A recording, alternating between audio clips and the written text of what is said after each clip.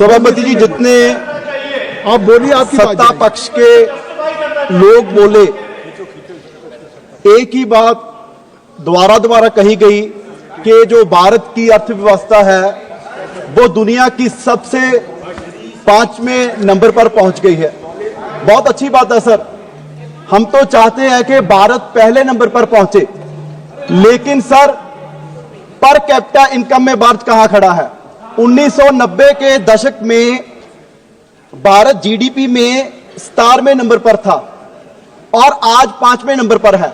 लेकिन sir per capita GDP उस समय हम 1990 में 161 नंबर पर थे और आज भी 159 नंबर पर हैं।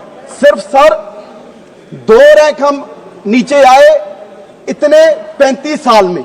और सर हमारा पड़ोसी मुल्क चीन, उनकी जीडीपी में वो 11वें स्थान पर थे और आज दूसरे, और पर कैपिटा जीडीपी में वो उस समय 198वें स्थान पर थे और आज 75 पे पहुंच गए।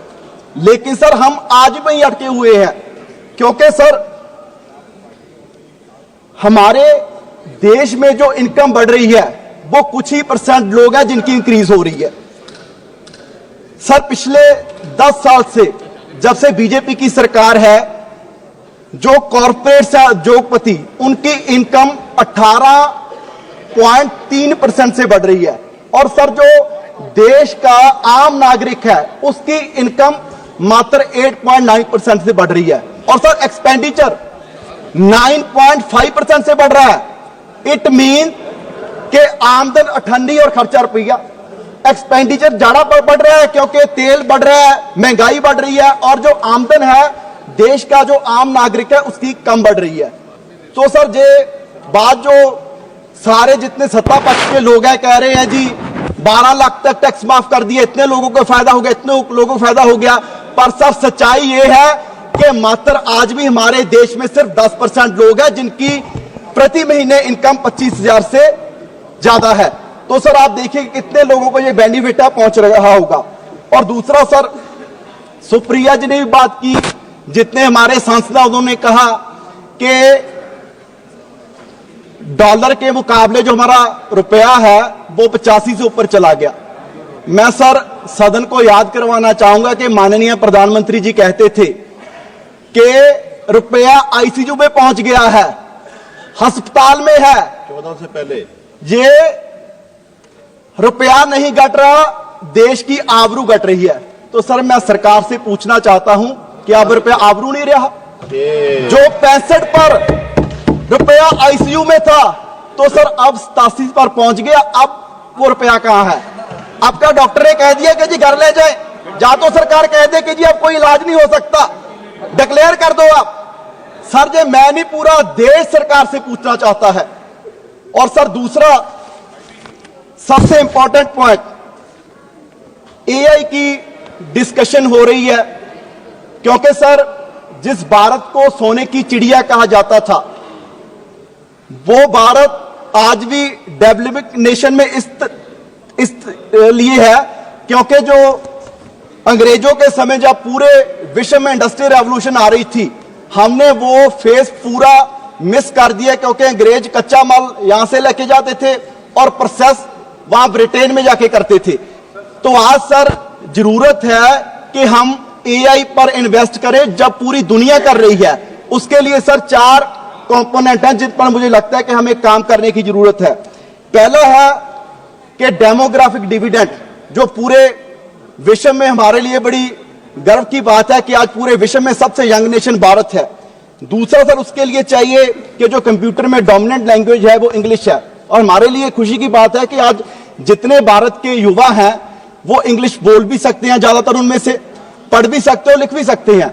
और तीसरा सर जो ब्रिलियंट माइंड्स चाहिए। आज पूरे विश्व की जितनी भी बड़ी लीडिंग कंपनीज है उसमें चाहे गूगल हो, उसके हेड सुंदर पिचाई, माइक्रोसॉफ्ट हो, उसके हेड सत्या नडेला, आईबीएम हो, उसके हेड अरविंद कृष्णा, और सर वर्ल्ड बैंक के भी हमारे पंजाबी हैं अजय बंगा।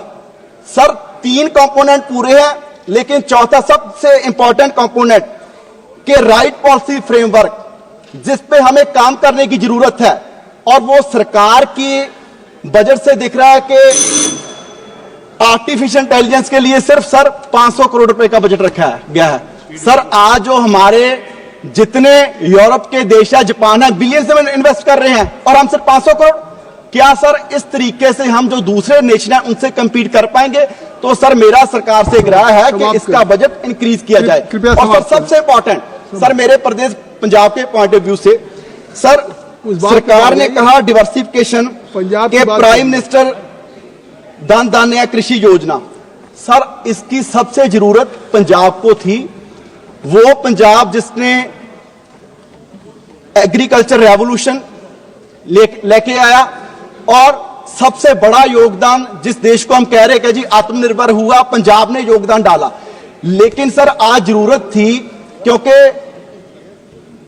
रेवोल्यूशन जो हम उत्पादन कर रहे हैं गेहूं का, चावल का, वो सर ऐसे ही नहीं हो गया। उसके लिए हमने अपनी धरती बर्बाद कर ली, हमारा पानी बर्बाद हो गया, हमारी वायु बर्बाद होगी। हमारे सर आज पंजाब में हर दूसरा घर है जिसमें कैंसर के मरीज है।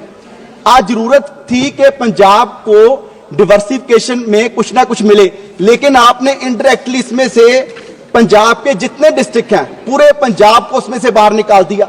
सो मेरा सर सरकार से आग्रह है कि पंजाब कृपया जिसका बहुत बड़ा योगदान है इस देश को आत्मनिर्भर करने के लिए, आज पंजाब के 2 मिनट सर, पंजाब के किसानों को डिवर्सिफिकेशन के लिए स्पेशल बजट मिले ताकि पंजाब के पानी को, पंजाब की धरती को बचाया जा सके। और दूसरा सर बड़े दुख की बात है कि पूरे बजट में, जैसे लास्ट बजट में पंजाब का नाम तक नहीं लिया गया, इस बार भी ना पंजाब का ना पंजाब के किसानों का। पिछले 3 साल से पंजाब के किसान प्रोटेस्ट पर बैठे हैं, एमएसपी की डिमांड कर रहे हैं और सरकार ने लिख के दिया है और उसका जिक्र तक भी इस बजट में नहीं किया गया। और सर इसके अलावा क्योंकि पंजाब में जितने हमारे नेबरिंग स्टेट है उनकी इंडस्ट्री के लिए कोई ना कोई स्पेशल पैकेज केंद्र सरकार देती रही है, लेकिन पंजाब को बॉर्डर स्टेट होने के बावजूद भी कभी कोई पैकेज नहीं मिला।